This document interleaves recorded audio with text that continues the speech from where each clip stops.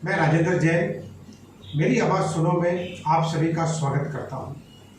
आज हमारे साथ जुड़े हुए हैं स्वामी केशवानंद राजस्थान कृषि विश्वविद्यालय बीकानेर के नेशनल सीड प्रोजेक्ट के additional director doctor N.K. Sharma ji, जिनके गाइडेंस में कई बीजों की उन्नत किस्मों विकसित हुई है और जिनका किसानों को बहुत अच्छा लाभ हुआ है। डॉक्टर शर्मा जी, मेरी आवाज़ सुनो में आपका बहुत बहुत स्वागत है। थैंक यू जैन साहब। शर्मा जी, भारत एक कृषि प्रधान देश है और यहाँ की लगभग 2/3 आबादी कृषि पर निर्भर है और कृषि की शुरुआत बीज बोने से होती है। तो किसानों को समय पर अच्छे किस्म के बीज मिल सके, इसके लिए आपका कृषि विश्वविद्यालय और इसके सहायक संस्थान किस प्रकार अपनी भूमिका निभा रहे हैं? आपने बिल्कुल सही कहा कि भारत एक कृषि प्रधान देश है और कृषि में जो बीज है वो एक रीढ़ की हड्डी की तरह से एक धुरी है। बहुत सारे और दूसरे फैक्टर हैं, लेकिन जो बीज है वो सबसे महत्वपूर्ण इनपुट है, महत्वपूर्ण आदान है। बीज का डायरेक्टली 15 से 20% योगदान होता है कृषि ये खेती के उपज में। और अगर हम दूसरे इनपुट्स को अप्लाई करते हैं, फर्टिलाइजर है, पेस्टिसाइड है, इरिगेशन है, दूसरे इनपुट जो भी हैं, तो इसके जो सीड का जो कंट्रीब्यूशन है उसको करीब 45% तक बढ़ाया जा सकता है। जहाँ तक हमारे स्वामी केशवानंद राजस्थान कृषि विश्वविद्यालय का सवाल है, हमारे विश्वविद्यालय में अलग अलग तरह की जो एग्री प्रोजेक्ट चल रहे हैं जिनमें नई नई उन्नत किस्मों का विकास किया जा रहा है। जैसे अगर मैं आपको उदाहरण के रूप में बताऊं तो हमारा जो कृषि अनुसंधान केंद्र गंगानगर है, वहाँ से चने की कई उन्नत किस्में विकसित की गई हैं और वो उन्नत किस्मों का केवल अकेले राजस्थान को ही नहीं, हमारी नेशनल लेवल पर किस्में हैं। और जो अगर हमारा नेशनल लेवल का हम ब्रीडर सीड का इंडेक्स देखते हैं तो करीब 27% जो शेयर है वो हमारी किस्मों का है। इसके अलावा हम वहाँ से अगर बात करें तो हमारी सरसों की कई किस्में वहाँ से विकसित हुई हैं।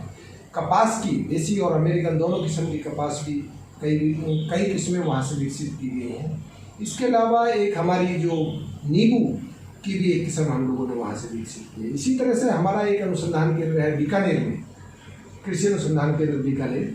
वहाँ पर क्योंकि ये एरिड जोन के हिसाब से है तो यहाँ पर जो मोठ है, मोठ की कई किस्में यहाँ से विकसित की गई हैं।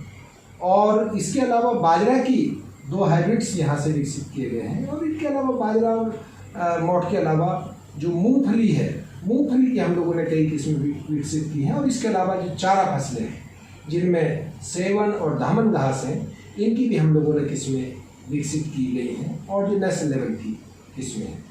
तो जो हमारी किस्में हैं, इसके अलावा जो हमारे जोन के लिए रिकमेंडेड किस्में हैं, उनका जो बीज है उस बीज उत्पादन का जो कार्यक्रम है वो विश्वविद्यालय अपने स्तर पर करता है। और ये जो नेशनल सीड प्रोजेक्ट है ये एक ऐसी कोऑर्डिनेटिंग यूनिट है कि जो ICR और यूनिवर्सिटी के बीच जो तालमेल बैठाकर जो गवर्नमेंट ऑफ इंडिया से जो इंडेंट आता है ब्रीडर सीड का, उसको हम पूरा करते हैं। अब हमारी जितने भी यूनिट्स हैं, क्योंकि अगर हम लोकल लेवल पर अगर हम देखते हैं तो हमारे 2 अनुसंधान केंद्र हैं, बीकानेर और गंगानगर। इसके अलावा एक अनुसंधान उपकेंद्र है जो हनुमानगढ़ में लोकेटेड है। और इसके अलावा 7 कृषि विज्ञान केंद्र हैं, वहाँ के भी फार्म हैं। और इनके अलावा हमारे 3 एक्सक्लूसिव फार्म, सीड फार्म हैं जो बड़े बड़े फार्म हैं। एक मैकेनाइज्ड एग्रीकल्चर फार्म रोजली में है, एक यूनिवर्सिटी सेंट्रल फार्म खारा में है और एक यूनिवर्सिटी सीड फार्म यहीं बीचवाल में है जो बीकानेर के पास में है। तो ये इन सीड प्रोडक्शन फार्म्स पर हम बीज उत्पादन करते हैं। और उस बीज उत्पादन जो है वो हमारी इंडेंट के हिसाब से जो ब्रीडर सीड का प्रोडक्शन करके हमारे जो बीज उत्पादक जो सीड प्रोडक्शन एजेंसीज हैं, जैसे NSC है, RSSC है या जो प्राइवेट सीड एजेंसीज हैं, उनको हम इंडेंट के हिसाब से सीड प्रोडक्शन करके उनको मुहैया कराते हैं। और लोकल लेवल पर जो हमारे यहाँ की जो उन्नत किस्में हैं और यहाँ की जो आवश्यकता है उसके अनुरूप हम सीड पैदा कर हमारे जो किसानों को भी बीज प्रोवाइड कराते हैं। डॉक्टर साहब, जैसे आपने बताया कि जैसे आपने चने की जो किस्में विकसित की है वो अब नेशनल लेवल पर बहुत अच्छा योगदान दे रही है, तो बाजरा और मोठ भी बेसिकली देखें तो पश्चिमी राजस्थान की ही एक फसल मानी जाती है, तो इनका राष्ट्रीय स्तर पर आप कोई योगदान किस प्रकार दे रहे हैं? देखिए, बाजरा का जहाँ तक सवाल है, पूरे देश का करीब 50% बाजरा केवल राजस्थान में पैदा किया जाता है।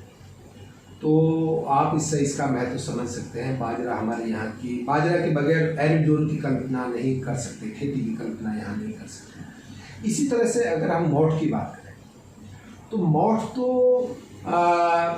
राजस्थान की ही फसल है। राजस्थान में भी मैं कहूँगा कि पश्चिमी राजस्थान की जो एरिड जोन की फसल है। और अगर बीकानेर की हम बात करें तो जो भुजिया है, भुजिया इंडस्ट्री पूरे वर्ल्ड में फेमस है। और जो बीकानेरी भुजिया है उसको जीआई टैग मिला हुआ है, जीआई टैग मिला हुआ है। और जो भुजिया का जो इंग्रेडिएंट है उसमें 80% जो है वो एक्चुअली मोठ ही उपयोग में लाया जाता है। तो मोठ के बगैर और बाजरे के बगैर जो सूखाग्रस्त क्षेत्रों में जो पश्चिमी राजस्थान का जो हमारा क्रॉप और क्रॉपिंग पैटर्न है उसकी हम परिकल्पना नहीं कर सकते। तो डॉक्टर साहब, आपके ये यूनिवर्सिटी और साइंस संस्थानों द्वारा जो विकसित किस्में विकसित हुई है, या और भी जो अपने ये राजस्थान की जो किस्में विकसित हुई है, इससे किसानों को अब तक कितना फायदा हुआ है? देखिए, जहाँ तक अगर मैं नेशनल लेवल की बात करूँ, जब देश आज़ाद हुआ उसके बाद 1950 में हमारा देश का जो खाद्यान्न उत्पादन था वो 50.8 मिलियन मैट्रिक टन था। आज अगर हम 2020-21 की बात करते हैं तो आज हमारे देश का खाद्यान्न उत्पादन 308.65 मिलियन मैट्रिक टन है। आप इससे एक अंदाज़ा लगा सकते हैं कि जो हमारा प्रोडक्शन और प्रोडक्टिविटी का लेवल कितना पहुँचा है। और इस प्रोडक्शन और प्रोडक्टिविटी को बढ़ाने में बीज ने अहम रोल अदा किया है। इसके साथ में जो सपोर्टिव रोल है उसमें हमारा फर्टिलाइजर है, हमारा पेस्टिसाइड है, हमारा फंजीसाइड है,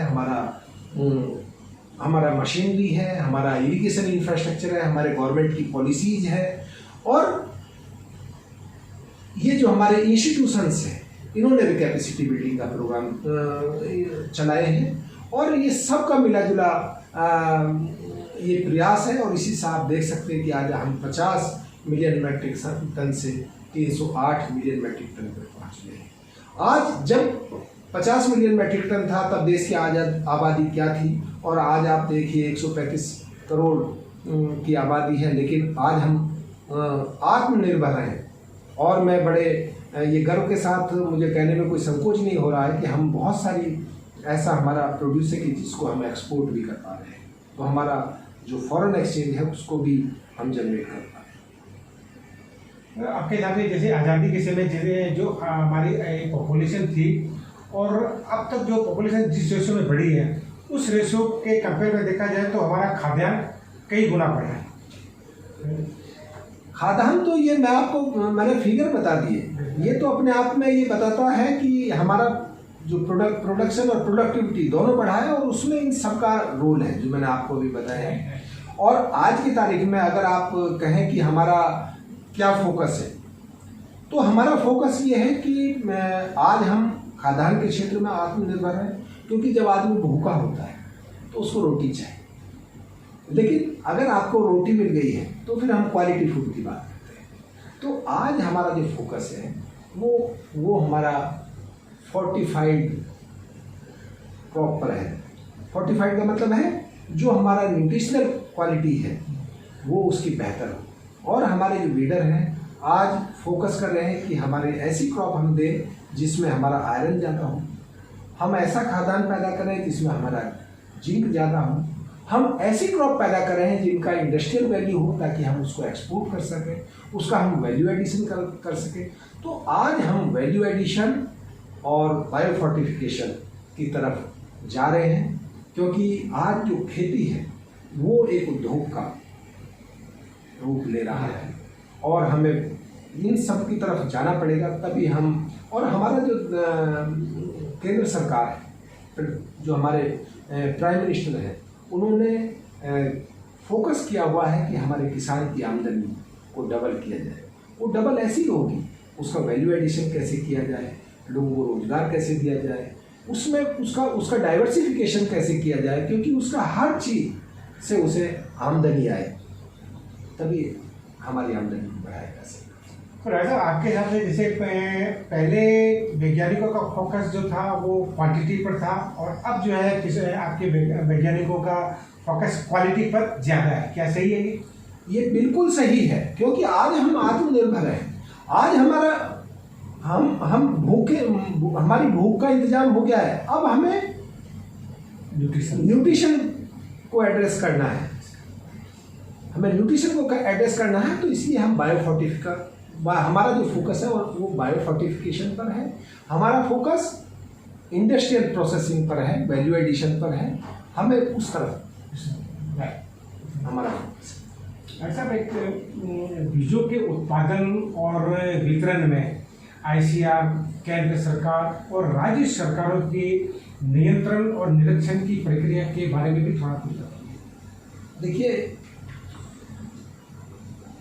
दो तरह का सिस्टम है, दो तरह का क्या मैं आपको बताऊं कि एक्चुअली 4 टियर सिस्टम में बीज पैदा किया जाता है।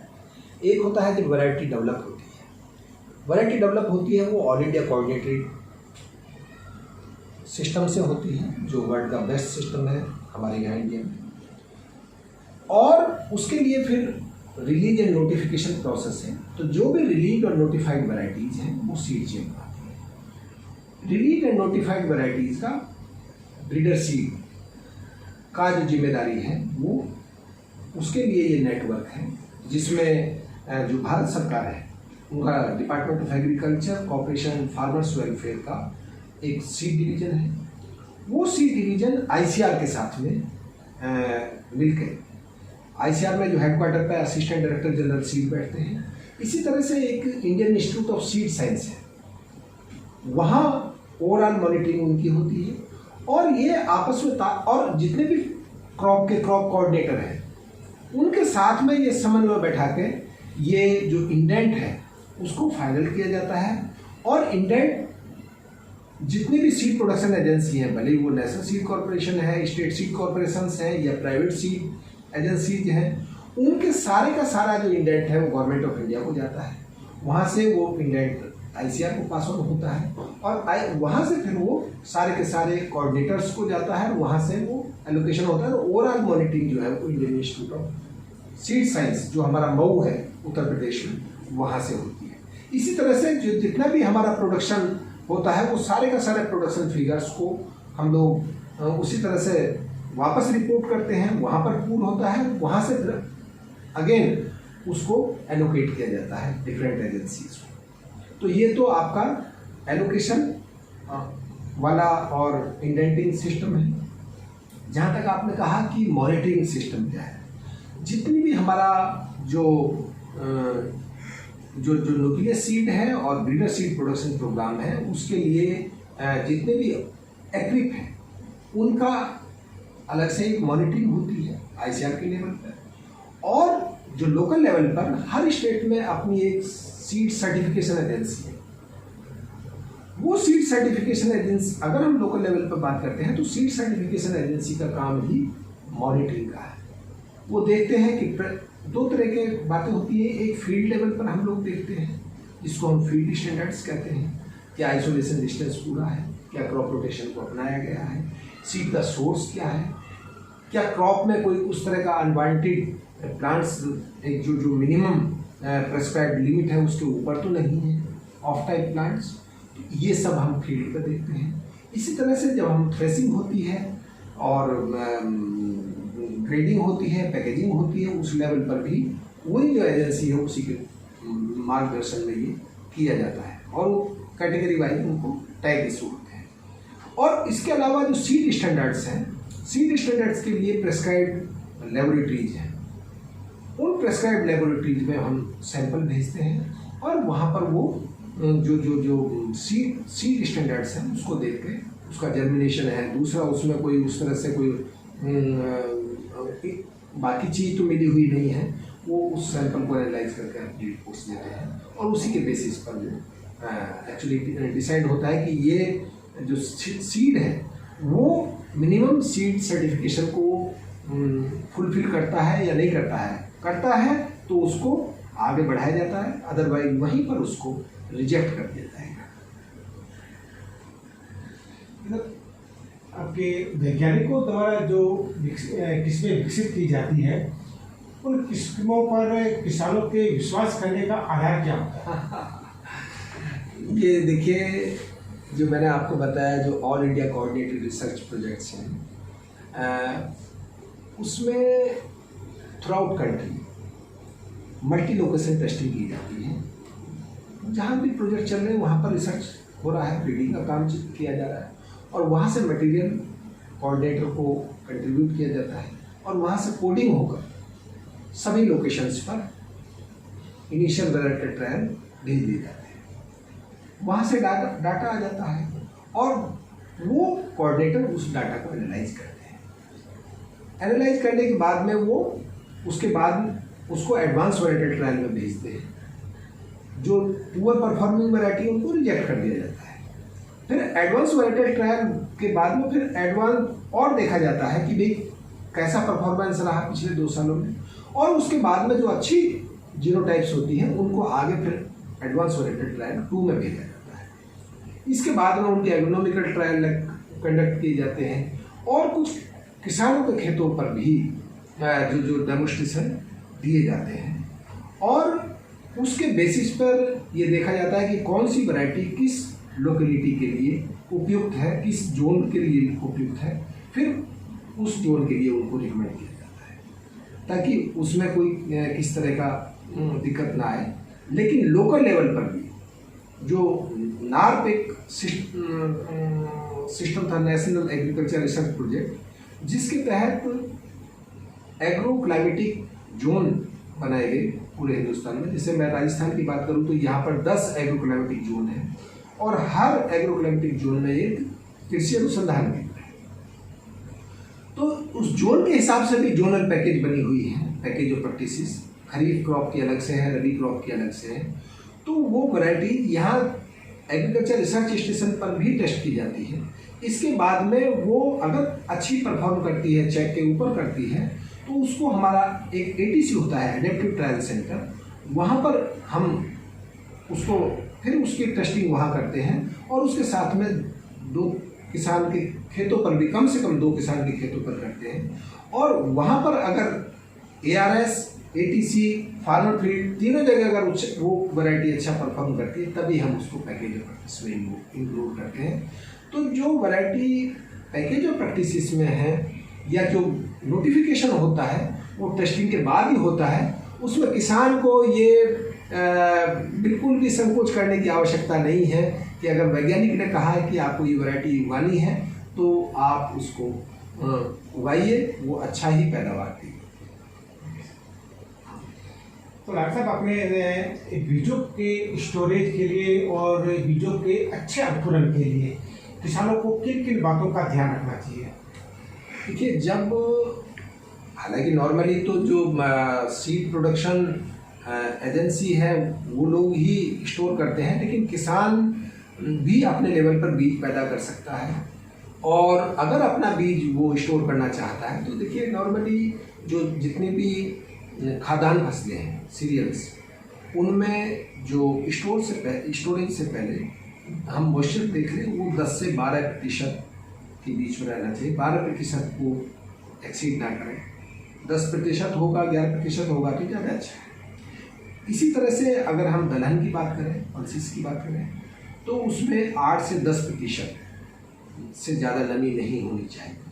और अगर ऑयल सीड की बात करते हैं तो उसमें 8% से भी कम होना चाहिए ताकि स्टोरेज के दौरान आपका जो जर्मिनेशन है वो कोई अफेक्ट ना हो। और इसके अलावा किसान को ध्यान रखना है कि अगर आप अपने लेवल पर स्टोर कर रहे हैं तो हमारा जहाँ भी आप स्टोर कर रहे हैं वो साफ़ सुथरा हो, वहाँ पहले से कोई इन्फेक्शन ना हो, किसी पेस्ट का, स्टोरेज पेस्ट का। इसके अलावा जो आप पैकेजिंग मटेरियल यूज कर रहे हैं, या तो आपका नया बैग होने चाहिए, और अगर नए बैग नहीं है तो उसमें कंटेमिनेशन, जिस बैग में आप स्टोर कर रहे हैं उसमें कंटेमिनेशन ना हो, इसका हमको ध्यान रखना है। इसके अलावा आप फ्यूमिगेशन भी करें, ताकि अगर बीच में कोई उस तरह की दिक्कत आती है तो ताकि आपका एक सेफ स्टोरेज हो और आगे आपको बीज की कोई किस तरह की कमी ना रहे। तो एक स्टोरेज, अंकुरण, अगर बिजाई से पहले बीज उपचार का भी कितना महत्व है, इसके बारे में भी आप थोड़ा बताएं किसानों को। आप बिल्कुल सही कह रहे हैं कि जब फसल हम बुआई करते हैं तो देखिए जो इन्फेक्शन है 2 तरह से संभव है। या तो बीज में ही कोई इन्फेक्शन आ गया हो, कोई फंगल डिजीज हो सकती है। दूसरा, जमीन में भी हो सकती है, मिट्टी में भी हो सकती है। तो जो हमारा बीज के साथ में हमें बीज को उपचारित कर ही बोना चाहिए। और जो बीज उपचार है नॉर्मली शुरू के जो 20-25 दिन होते हैं, जब बहुत छोटी अवस्था में होता है, उस 20-25 दिन तक वो सुरक्षा देता है। तो बीज का जो उपचार अगर हमें करना है तो एक शब्द होता है FIR, लेकिन ये थाने वाली FIR नहीं है, ये FIR है। F का मतलब है फंजीसाइड, फफूंदीनाशक। I का मतलब है इंसेक्टिसाइड, कीटनाशक। और R का मतलब है राइजोबियम, यानी अगर आप दलहन बो रहे हैं तो उसमें राइजोबियम करें, या सीजन बो रहे हैं तो उसके लिए हमें दूसरे बैक्टीरिया को यूज करना है। तो इस क्रम में आप उपचारित करके, और आप अगर बुआई करते हैं तो जो शुरुआती अवस्था में जो हमारी फसल है उसको इससे सुरक्षा मिलेगी। इसके अलावा आप बायो एजेंट भी अवेलेबल है, जैसे ट्राइकोडर्मा है।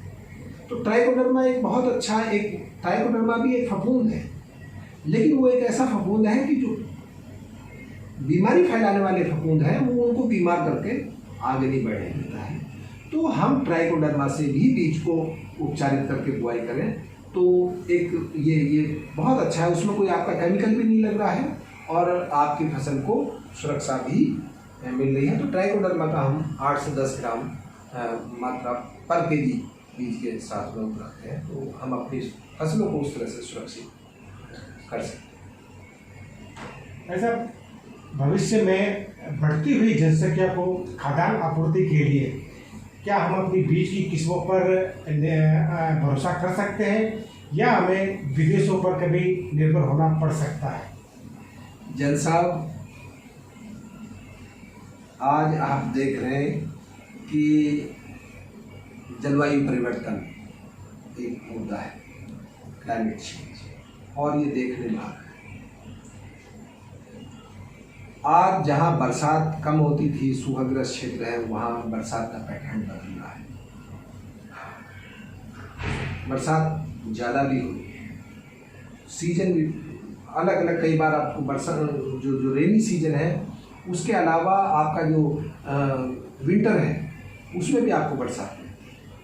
तो ये जो हमारा चेंज आ रहा है, इससे हमारे क्रॉप और क्रॉपिंग पैटर्न पर आने वाले समय में प्रभाव पड़ने की संभावना है।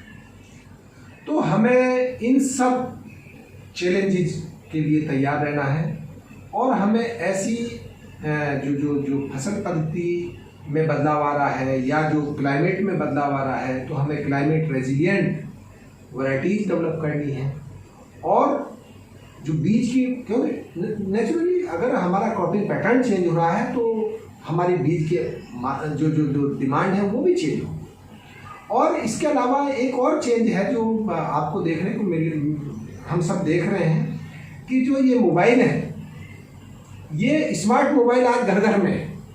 तो एक जो ग्लोबलाइज्ड हम इकोनॉमी की बात करते हैं या ग्लोबलाइज्ड टेक्नोलॉजी, आज अगर अमेरिका में कुछ हो रहा है या जापान में कुछ हो रहा है तो हमारे एरिड जोन का किसान को भी वो पता है। तो जो स्मार्टफोन है इसकी भी बड़ी भूमिका है। तो इस सबको हमें ध्यान में रखते हुए हमें तैयार रहना है। हमें नेक्स्ट जनरेशन टेक्नोलॉजी के लिए तैयार रहना है, हमें नेक्स्ट जनरेशन सीड के लिए तैयार रहना है। और ये जितनी भी संस्थाएं हैं, जो रिसर्च इंस्टीट्यूशंस हैं, वो डेफिनेटली उनके ये सब दिमाग में है, वो इस तरफ काम कर रहे हैं। मतलब आपके इस रिसर्च सेंटर में एजुकेशन एक्सटेंशन ये भी एक आपका एक पार्ट है, तो किसानों को के लिए डिजिटल शिक्षा का, डिजिटल एक्सटेंशन का आप कितना महत्व समझते हैं आज के समय में? आपने ये बहुत ही वैलिड सवाल पूछा है। देखिए, जितनी भी एग्रीकल्चरल यूनिवर्सिटीज़ हैं वो यूएस लैंड ग्रांट पैटर्न पर आधारित है, और जो यूएस लैंड ग्रांट पैटर्न है उसके हिसाब से जो शिक्षा, एजुकेशन, रिसर्च और एक्सटेंशन तीनों का कृषि विश्वविद्यालय में होना अनिवार्य है, और तीनों ही हैं। शिक्षा, जिसमें हमारे जो पीजी और पीएचडी के बच्चे हैं वो शोध भी करते हैं, अनुसंधान भी करते हैं। हमारे पास रिसर्च स्टेशंस हैं, एग्री प्रोजेक्ट हैं जो रिसर्च से टेक्नोलॉजी वैरायटी डेवलप कर रहे हैं, भले ही वो वैरायटी के साथ साथ क्रॉप प्रोडक्शन की टेक्नोलॉजी हो या प्लांट प्रोडक्शन की टेक्नोलॉजी हो। इसी तरह से जो हमारे कृषि विज्ञान केंद्र हैं वो उस टेक्नोलॉजी को किसानों तक पहुंचाने का काम कर रहे हैं, वो एक्सटेंशन का काम कर रहे हैं। साथ में कैपेसिटी बिल्डिंग प्रोग्राम का भी उनके चल रहे हैं, जो किसानों को ट्रेनिंग समय समय पर देते हैं। तो ये जो एजुकेशन, रिसर्च और एक्सटेंशन, ये तीनों काम हमारे कृषि विश्वविद्यालय कर रहे हैं। इसके अलावा आपका क्या, आपने इसमें डिजिटल एक्सटेंशन, जो डिजिटल एक्सटेंशन की बात की, ये बहुत ही आपने इम्पोर्टेंट बात की है। देखिए, जैसा मैंने आपको कहा कि आज मोबाइल का ज़माना है, हर घर में, हर व्यक्ति पे कहूँ भी कहें, कई फैमिली में तो हर व्यक्ति, जितने परिवार के सदस्य हैं सबके पास मोबाइल है, लेकिन आप कोई ऐसा घर छूटा हुआ नहीं होगा ऐसा परिवार जिसके कम से कम उस परिवार में मोबाइल ना हो, स्मार्ट मोबाइल। आप देखिए, कभी कभी अनप्रेसिडेंटेड सिचुएशन आ जाती है, जैसे अभी पिछले 2 साल हम लोगों ने कोविड में गुजारे हैं। तो ऐसे परिस्थिति में digital education, digital transfer of technology, ये बहुत ज़रूरी है। अब इसके लिए जो विश्वविद्यालय हैं उनके अपने हमारी वेबसाइट है, जहाँ पर हमारी तमाम टेक्नोलॉजी उपलब्ध है। हम लोगों ने बहुत सारे ऐसे मोबाइल ऐप भी बनाए हुए हैं, जिन मोबाइल ऐप पर आप डिजिटली हर टेक्नोलॉजी आप देख सकते हैं। जैसे हमारा जो कृषि अनुसंधान केंद्र गंगानगर है, उन्होंने 7 मोबाइल ऐप बनाए हुए हैं। आपका गंगानगर, किन्नू गंगानगर, चना गंगानगर, सरसों गंगानगर, इस तरह से करके उन्होंने 7 मोबाइल बनाए हुए हैं। तो आज एक्चुअली ये आवश्यकता भी है, क्योंकि आज किसान खेत में खड़ा हुआ है, किसान को अगर कोई बीमारी लगती है तो वो वहाँ से फ़ोटो खींचेगा और उसको अपलोड कर देगा, उसका रिप्लाई आ जाएगा। मैं आपके सूचना के लिए यहाँ बता दूँ कि एक जो national agricultural higher education project है, एक ICAR का, जिसका मैं यहाँ PI भी हूँ, उस प्रोजेक्ट के तहत एक Indian agricultural research institute IRI Delhi के साथ में मिलकर उन लोगों ने एक, जो वहाँ का प्लांट पैथोलॉजी डिपार्टमेंट है, उन्होंने एक मोबाइल ऐप वो डेवलप कर रहे हैं। उसमें कम से कम 600 एक बीमारी की फ़ोटो उसमें अपलोड कर रहे हैं। तो अगर वो जब भी वो तैयार हो जाएगा, वो जब भी वैलिडेट हो जाएगा मोबाइल ऐप, तो उसमें एक ऐसा मोबाइल ऐप होगा कि किसान अपने खेत में जाएगा, उसका वहाँ पर लोकेशन आ जाएगी, उस मोबाइल ऐप में जाएगा, वहाँ पर उसको एक फ़ोटो खींचेगा बीमारी का और उसको अपलोड कर देगा। तो उससे वो एडवाइजरी उसको जाएगा। तो ये एक होने जा रहा है। इसी तरह से आप देखें कि जो हमारा जितना भी आज ये जो हमारा मौसम विभाग है, अब मौसम विभाग के ग्रुप बने हुए हैं, किसानों के ग्रुप बने हुए हैं, वो उसमें डाल देते हैं, एडवाइजरी जारी हो जाती है। आपको ये बातों का ध्यान रखना है। हमारे यहाँ यूनिवर्सिटी लेवल पर भी हम लोगों ने तमाम ग्रुप बना रखे हैं। हम उसमें एडवाइजरी डाल देते हैं कि अब ये समय है, किसान को ये प्रिकॉशंस लेना है, ये काम करना है। तो आज ये डिजिटल ये तो एक एक्चुअली आज की ये आवश्यकता है, ये बहुत महत्वपूर्ण है। डॉक्टर साहब, मेरी आवाज़ सुनो को अपना कीमती समय देने के लिए बहुत बहुत धन्यवाद। और हम उम्मीद करते हैं कि हमारे अन्नदाताओं के लिए आप वैज्ञानिक लोग इसी तरह से मेहनत करते रहेंगे और उनका जीवन स्तर उठाने के लिए आप लोग इसी तरह अनुसंधान करते रहेंगे। Thank you very much.